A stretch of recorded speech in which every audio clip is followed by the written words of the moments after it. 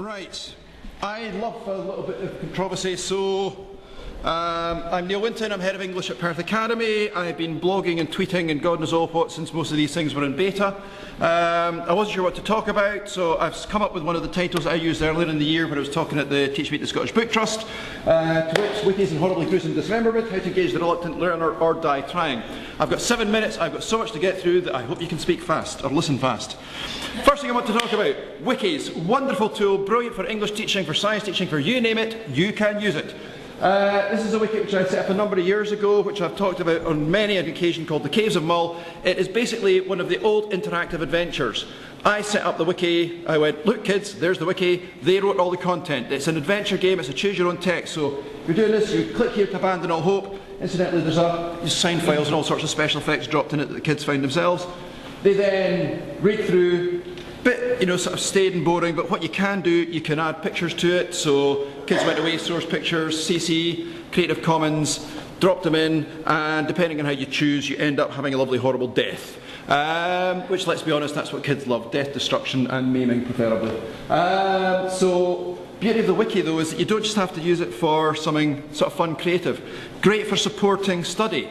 I actually forgot to take a grab of some of the rest of it. Set one up as well for Midsummer Night's Dream.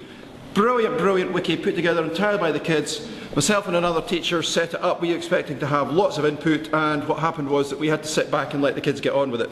And they were editing it at anything up to midnight or 1 in the morning because they were so heavily into it. Well worth doing. It's midsummerdreaming.wikispaces.com. Just one of the things that they came up with, which we would never have come up with, they came up with a problem page. So they based it on one of the characters in the play, came up with Dear Auntie Flo. And if you know Midsummer Night's Dream, first problem there, I really like this guy and I want to marry him, but my dad doesn't like him, he wants me to marry another man. If I don't marry the other man, I must become a nun or die.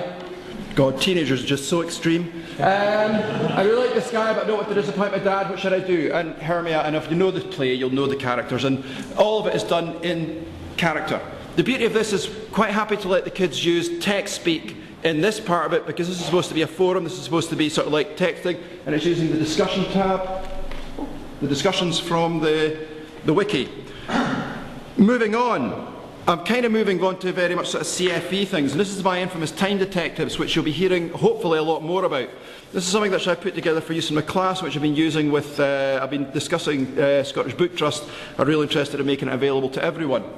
Fundamentally, it's a CSI, it's a crime scene investigation, and what I did was I put together a whole series of resources based around, my initial thought was to study Wilfred Owen, but rather than just doing it, yes, class is Wilfred Owen and he was a war poet and he was a very brave man and he died.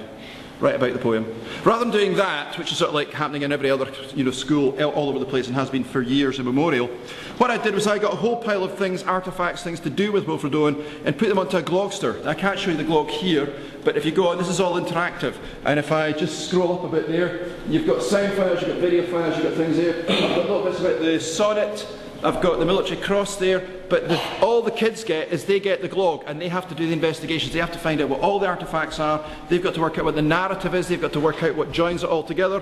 And then they have to come up with some sort of presentation, be it an essay, be it a podcast, be it whatever they choose, which will then get over what they have learned to an audience. Their choice. So they choose the means of assessment, they choose the artefact, they choose what they do. Problem I've got in school, if you're going to go into the big bad world and be a teacher, get used to this. You will find things blocked left, right and centre. You will find great tools you'll have heard about so much tonight, you won't get near it in a school.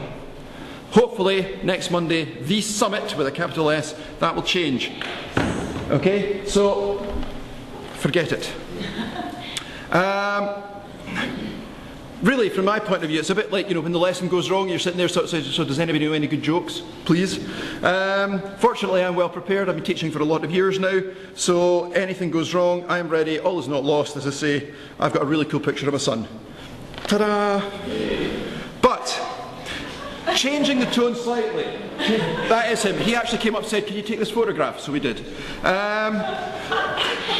You are about to go into the big bad world and be teachers. And here's a couple of things for you to think about, and this came really from last week.